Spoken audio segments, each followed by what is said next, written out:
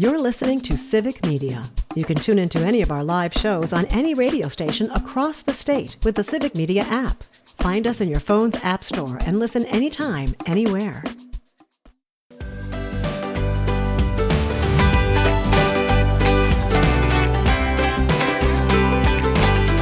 You're listening to Mornings with Pat Kreitlow on WAUK. My name is Greg Bach. Happy Tuesday. Good morning, and here's what's going on in southeastern Wisconsin.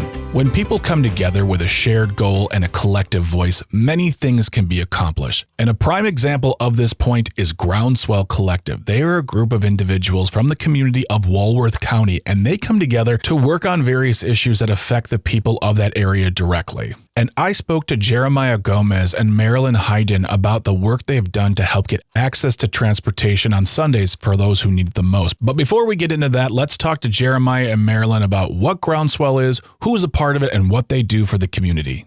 Well, Groundswell, I think in a nutshell, is really just a group of people who have a shared desire to see the people of Walworth County thrive. Yeah. And so it's a group of people from many different ages, stages, and backgrounds who have found this shared affinity to say, what does it look like for us to pursue the thriving of our community together, especially those who may be underserved or kind of forgotten. Yeah. And that's something that, especially in today's day and age, and we need to come together even more so as communities. As we're seeing various programs, fundings being cut, it's important to look around and say, all right, how do I involve myself with the people around me? And that's something that looking at what you're doing is exactly the plan, is saying, all right, let's take care of each other, because we might be all that we have. And I don't want to say you can't rely upon government, but it shouldn't be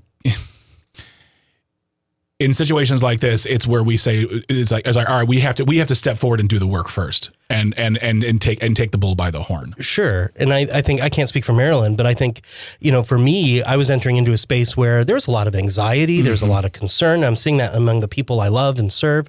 And I've got to say, by connecting with people like her and the others in our network, it's given me a renewed sense of hope and peace as we say there is an opportunity to lean forward and to see the very best as yet to come as we come together. And that's been really fun to see. Marilyn, how is what do you, as far as the group goes, what are you involved with? What are you working on? What do you do for Groundswell Collective? Well, right now I'm interested in the transportation. I'm visually impaired, legally blind, and I don't drive. So that put me in that category of people who are grounded because we have no way to get places. And that's something that, I've been in part of the conversation with for so long. I used to work for city government here in Racine. Okay. And one of the big, we saw the bus services being cut because of cuts from the state. We saw the state saying no thank you to a plan that it was very much in the infancy. There was no real blueprint, but we just said, how about we take some of all this money that you're putting towards rebuilding our roads and widening our freeways? How about we bring a metro line up to Racine so people from Racine could possibly have transportation to Chicago to get jobs? Like transportation was always something that was very high up on the mayor who I worked for, on his list. And it consistently is slapped down. I feel like transportation, especially in busing situations, for folks like yourself, Marilyn, who you need that access. A lot of times our leaders don't truly understand how important it is, because I don't think it doesn't affect them to a certain point. And the lobbying that comes from them don't have the money that, say, a gun lobby or a roads lobby has. So it's up to folks like yourself to come together, organize, and speak on behalf of folks like yourself, Marilyn, who need this transportation. And that's what you did. And that's what you did in Walworth. And not only, and I don't want to give away the whole story, but it came together and it worked in stunning fashion. Can you tell the story of what you all did to get more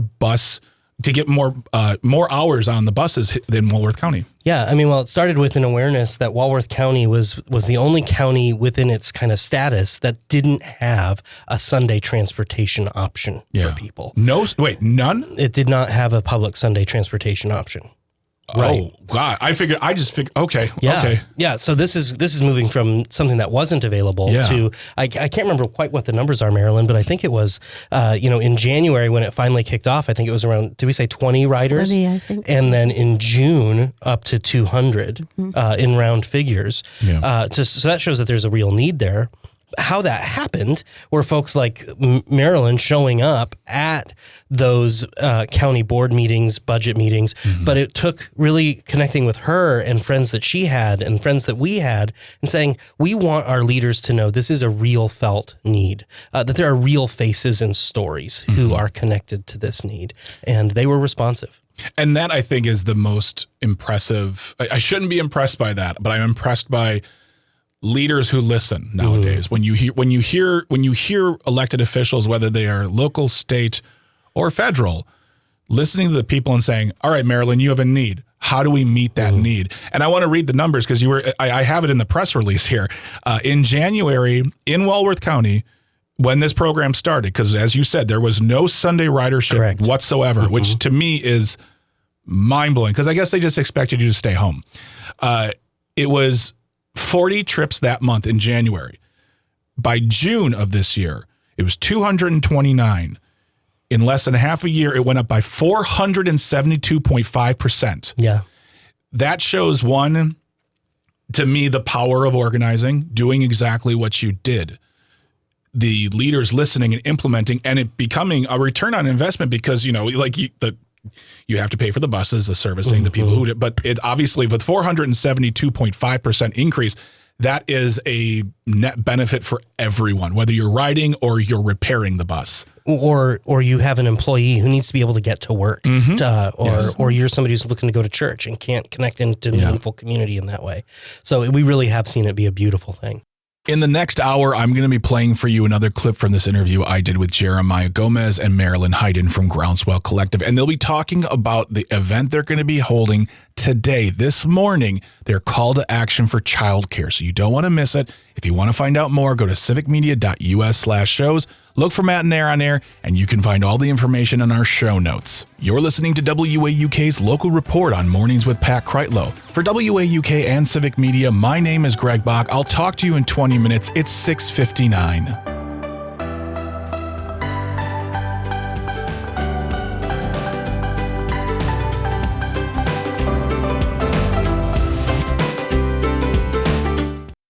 You're listening to Civic Media. Stay up to date on the latest news and information for your local community and Wisconsin by signing up for our free email newsletter. Visit civicmedia.us/email to get started.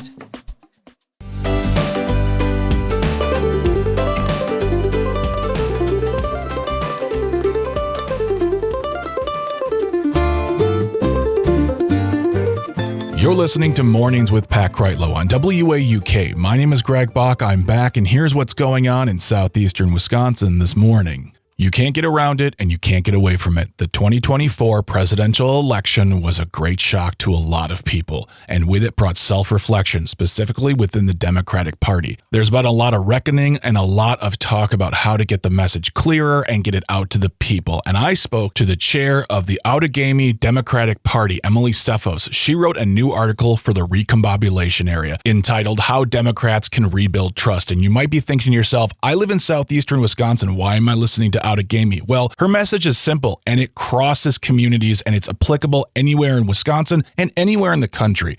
You wrote a new article for the recombobulation area, and its title is very simple and very to the point. How Democrats Can Rebuild Trust. Because in 2024, a message was sent for the voters. And for me personally, I feel like there's a lot of work to be done on the Democratic side. And I'd love to get your thoughts on whether we're talking, county parties, state parties, national parties, there's a lot of work to be done. Where do you see the first steps need to be taken, Emily? Sure. I mean, we know that we're polling as a party at a 30-year low at this point. We are not great at this juncture. But one of the things I wanted to point out is that not only is there I think there's a perceived connection from like the tippy top of the Democratic Party to those of us that are on the ground, like just fighting for democratic ideals. And so I really want to bring that power back to the grassroots, to the people that are living in the communities that are just showing up for their neighbor and being like, look, I mean, frankly, like if we're being honest, Greg, like it's a two-party system and it's not perfect. And so there's a lot of criticisms that I could also give to what's happening within the Democratic Party. But I know that in the way that we're structured with our government, that is the vehicle that we need to be pushing for at this point. And that's like how I perceive it.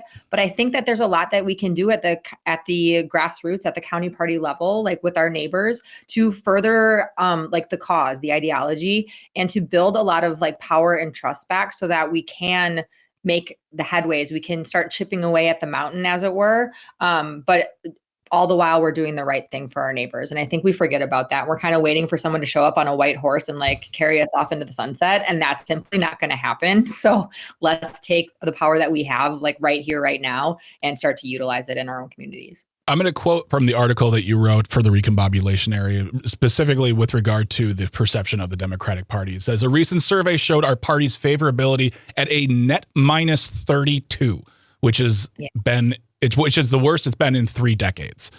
And you nailed something right there with regard to there's so many cooks in the kitchen because you got your local parties, you've got your county parties, you've got your state parties, and everyone wants to talk and everyone wants to see the table. And I understand that. And I think what you're discussing is probably the best start because you can only control what's in front of you. And something that cannot be disputed, I know because I worked on the Obama campaign in 2008, I think one of the things that really made a difference was setting up all those offices in communities, knocking on doors and talking to people. I mean, I think that's how you break through the noise, right? Like you are being bombarded with information, whether it is from news channels or from the money players, I guess, when it comes to our politics. But to your point, what makes a difference is talking to your neighbors. And I think that we need to employ all of the people that care about their communities in that way to start doing that again, because we're able to silo each other off, and we too often are like, politics is taboo. That's what we're taught in the Midwest as far as like our culture is concerned. And we need to get back to connecting the hurt that people are feeling outside their front door to the policy decisions that were made to lead to that hurt, because oftentimes it is politically tied. And frankly, people are working too hard to like dig into the weeds about like what the legislation was, what passed in committee, who did what. So we need to do that for them. I mean, I get paid to look at the news every day from multiple news sources. And sometimes people will say, did you hear that story? I'm like, how did I miss that? Or you have to remember, oh yeah, Trump said that 3 months ago. I can't believe I forgot that. I feel like this was the first election in 2024 that podcasting really played a part. And that's a whole new level. Social media came in. That was one level. Podcasting, especially because you saw bro podcasts having on all the quote cool. And I'm going to say this, and I know people don't like it. I think one of the reasons Donald Trump won in 2024, and you might not like this, as a brand, he's cool. He has cool branding, cool merch. He's the guy who's like, hey, you want to have Taco Bell for breakfast this morning? Let's do it. You can do it. You're American. And people hook onto that thing of just like what that brash individualism. And that came across in a whole new medium. And so now in 2025, Democrats are left saying, what do we do next? How do we do this? And as you put in the article, it doesn't come with a slogan and it can't be finding the Joe Rogan. It's about really doing the work and investing the time. Yeah. And I think like to your point, like that when we meet every month in Appleton and we're talking through like what we're going to do next, it's about recognizing the fact that like we can't control what's going on like with podcasts, right? Like we can't control who they're going to, fall in line for or do whatever with when it comes to the next, like the midterms or the next presidential. We can control what we're doing in our own communities and who we're talking to and how we're saying it. And I think like that is what's keeping me at this point as someone active in this political space from like curling up in the fetal position and just like kind of being like, all right, 3.5 years, we're going to white knuckle it. Like, it's really reassuring to know that if you actually do that work and you dedicate yourself and your team to doing that kind of work, you will see that you can make those inroads, that you can start to have those conversations. It is not something that people are like adverse to. It's simply because they're sucking in like the podcasts and the ads and the social media stuff, and no one's coming to counter it. but you just need to counter it in a way that is community centered. And I think that we'll see a lot of progress that way.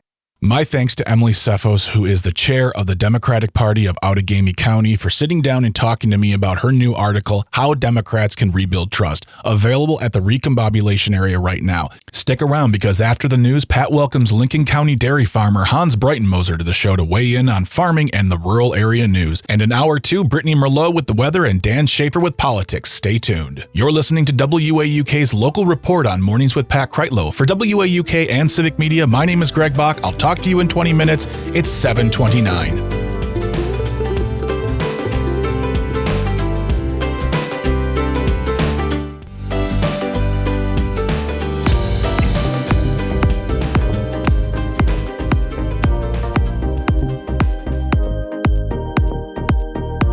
You're listening to Mornings with Pat Kreitlow on WAUK. My name is Greg Bach. I'm back, and here's what's going on in southeastern Wisconsin this morning. In the previous hour, I played for you a clip from an interview I did with Jeremiah Gomez and Marilyn Hayden from Groundswell Collective, a grassroots organization, and they talked about the work they did to get transportation access to those who need it on Sundays in the county. And we kick things off with me getting my facts straight.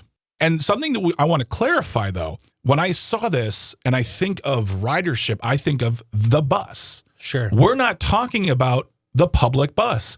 We're talking about a program that gets you ridership on Sunday because as you said, there's no bus. That's correct. So it is a whole different system that you have as far as ridership goes. Can you explain that really quickly to me and to the listeners so they can delineate? Sure. So Marilyn, when you're looking for a ride, how do you get that set up?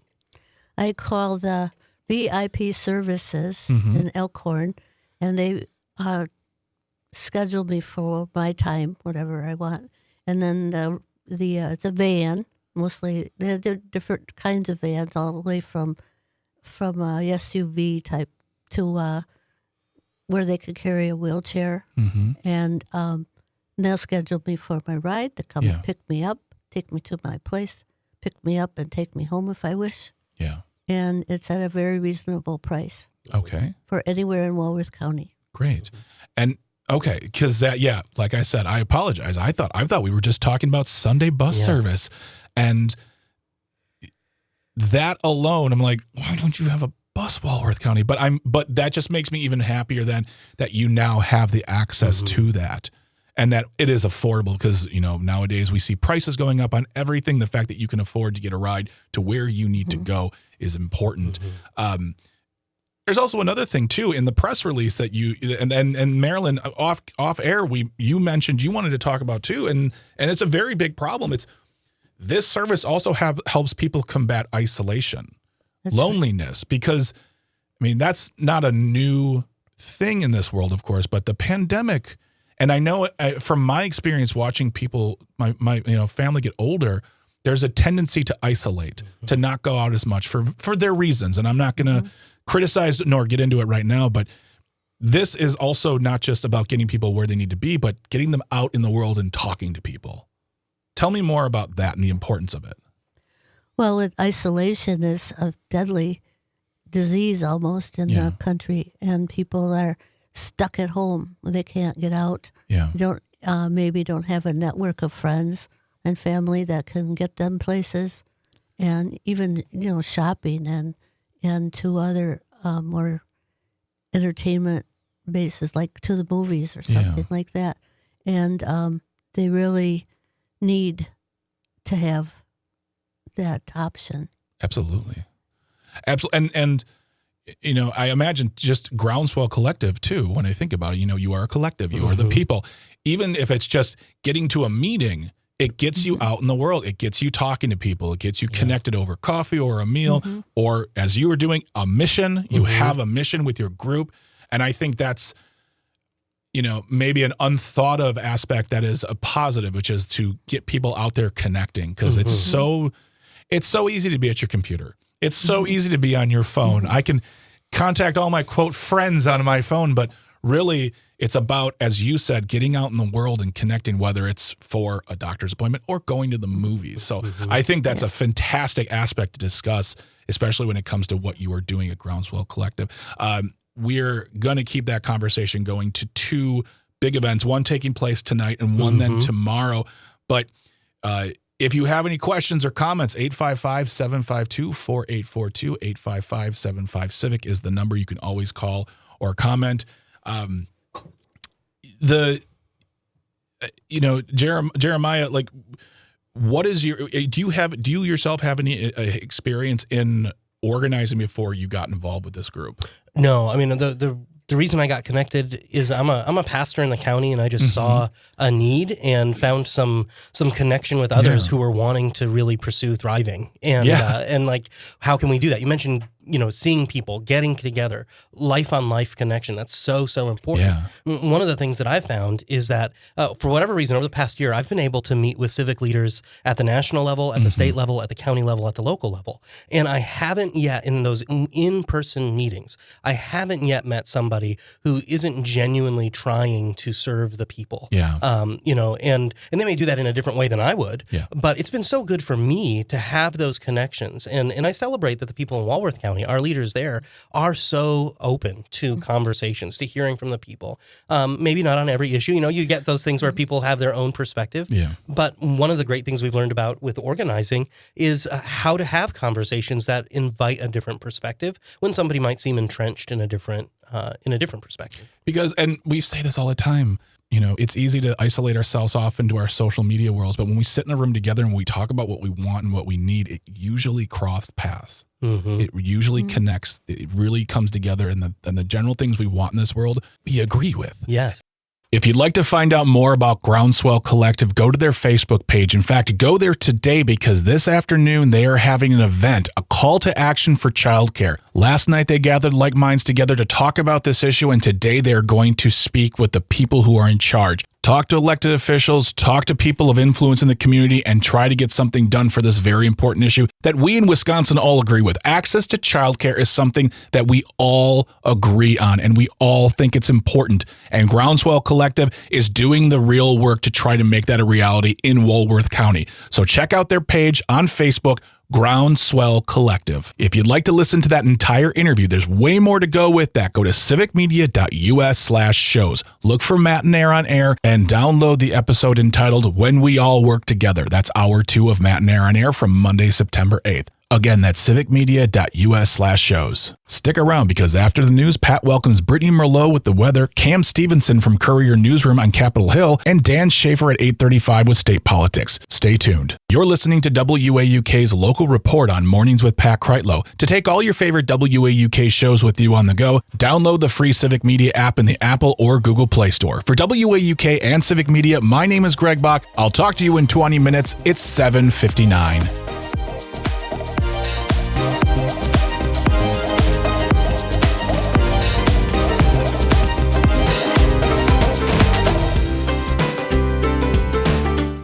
You're listening to Civic Media. Find the latest news, information, and archives of all your favorite shows on the Civic Media website, civicmedia.us.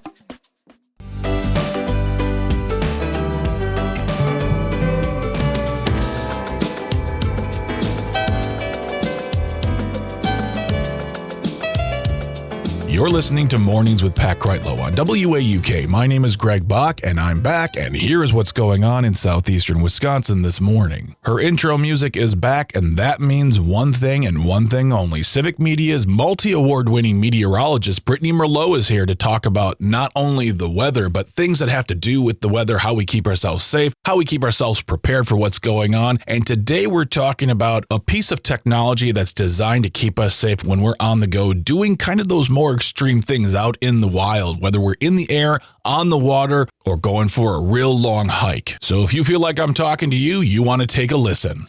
Brittany, it's always great to have you here talking about the weather, talking about what's going on in the world of weather. But today we're going to focus on something a little different, and that's keeping yourself safe. And there's a new device out there that you can keep on your person when you're traveling, whether you're on the land or on water. Tell us more about the personal black box. Yeah, so a little bit of a dark topic. Maybe we, try to stay away from that and thinking of the worst thing happening. But I like to plan. I like to be prepared. And I do like to venture out in the woods and places remote with no cell phone service quite often. So when I found out about this like personal black box tool that you can pretty much have on you wherever you are, I was pretty excited and felt, okay, I need this right now. So I first learned about it. I was at EAA talking to people, and I met this lady from the Air Force. She turns out she works at the United States Mission Control Center, and she handles all the data and all the messages and all the signals from this system. So what it is, it's a worldwide search and rescue satellite-aided tracking system. 411 lives have already been saved from it last year. So it's already working. It's through NOAA, SARSAT, it's an emergency beacon. And this signal, basically, when it goes off, it can reach satellites up to 22,000 miles away in space. Wow. That satellite, yeah, it's really, really cool to think about. So that satellite picks up the data. It then sends it to a local user terminal, which is a receiving station that's here on land and stuff. And then that packages it up and sends it to the U.S. Mission Control Center, which grabs registration information, data on you, where it's at, who they need to call and contact. And it immediately goes to a local center where they send search and rescue, helicopters, boats, ambulances, whatever you need from that situation. So the key thing is you have to register it, right? So they know who's in trouble, who to contact, but it's always going to give that GPS location exactly where you are. And it's the quickest way to get a distress signal out and get help to you. And so they can find you pretty fast. And it goes through clouds. It goes through extreme weather. It goes through no cell phone service. And when we were talking, she was like, no, you need this on a boat. You need it when you're hiking. You need it when you're kayaking. And I was like, okay, how does it go off in the boat? What are you doing? Do you have to push a button in the emergency or what? And she said that the boat ones actually have a tab on them that when they're submerged, it disintegrates and sends the signal on its own. So if you're already in trouble and you can't hit that button, it's going off regardless, and help is on its way to help you, which I think is crucial. That is absolutely amazing. That reminds me of the feature on a lot of smartwatches now, where if you fall over, the watch can sense it and will request you tell them, have you fallen over? Do you need help? And if you don't respond in enough time, it will call 911 for you and relay the information. Now, is this an app? Is this a device? How much does it cost? How does one get one? Yes. Okay. So you can find this pretty much anywhere, online, sporting goods stores. There are different kinds. So there's different prices for that. The ones for like airplanes, those will go off if they're smashed, right? So that's going to cost a little bit more versus a tab disintegrating versus one that you have on you. You can just Velcro it to you, wear it on a lanyard and push a button. Those are much more affordable. But yeah, you can find them anywhere, and I highly recommend it, and so does she. It was pretty cool to hear about. I mean, dark topic. You never want anything to happen, but if something happens, you want help as fast as possible. Well, to be fair, though, Brittany, while it is a dark topic, we're talking about hypotheticals, and let's stay in the hypothetical and be proactive instead of having to be reactive on these matters. So it's always good to get this information out there. And this just sounds amazing. I can't believe I've never heard of this before. And it doesn't seem like the most modern of technology, in as much as it feels like it's been around for a while. And this is the first time I'm ever hearing of it. Same. And it has been around for a while. And it's just really cool to think about all of those satellites out in outer space could work to help us. Why not use them? Love it. Now, what do we have coming up briefly in the weather this week? I know it got cooler last week. All of a sudden, it's 58 degrees. It feels like fall is coming here early. But what can we look forward to just in the days ahead? Well, another cold front coming through. How's that? Fall settling in. More rain. But hey, we stayed dry for a majority of the weekend. It was gorgeous for the holiday. But yeah, cold front moving through tomorrow. Should push a little bit of a 1/4 inch of rain or so through the area. But behind that, it does look like some mid-60s possibly Thursday, and maybe some mid-60s as we go into the weekend as well. So fall weather is here. I mean, we saw frost advisories last week go out. I expect some more this week, possibly far up north. I don't think it's going to make its way here just yet, but hey, just know that the flannel weather is in full force. I was going to say, time to bust out the flannel, time to put on those comfy wool socks, and as you put it, pumpkin spice and everything nice. Yeah, hoodie weather, sweater weather. Yeah, that's right. I'm deeply fluent in the language of hoodies, so I'm very much covered for the coming months. Brittany, thank you so much for being here. I always appreciate having you on the show, talking about not just the weather, but everything we need to know about the weather around us and how it affects us. And as you just put it, keeping us safe. Absolutely. Got to do it, and I love it. Thank you so much, Greg. Have a wonderful day, my friend. You too. Big thanks to Brittany Merlot for stopping by to talk to us about a very important thing. Always important to keep yourself safe when you're out there in the world. And if you want to read more from Brittany, that's simple. Go to civicmedia.us/news. There you will find a treasure trove of articles. And it's not just about the weather, but if you want to find out more, that's when you got to go to civicmedia.us/news. Stick around, because after Mornings with Pat Kreitlow is Matinee on Air with me, Greg Bach, and my guest at 9:35 is Pat Kreitlow. And at 10:06, Brian Wadsworth of Native Public Media is my guest. He's here to talk about the future of tribal stations around the country and a deal they struck with a South Dakota senator to save it, so stay tuned. You're listening to WAUK's local report on Mornings with Pat Kreitlow. For WAUK and Civic Media, my name is Greg Bach. Have a lovely Tuesday. I'll talk to you tomorrow. It's 8:29.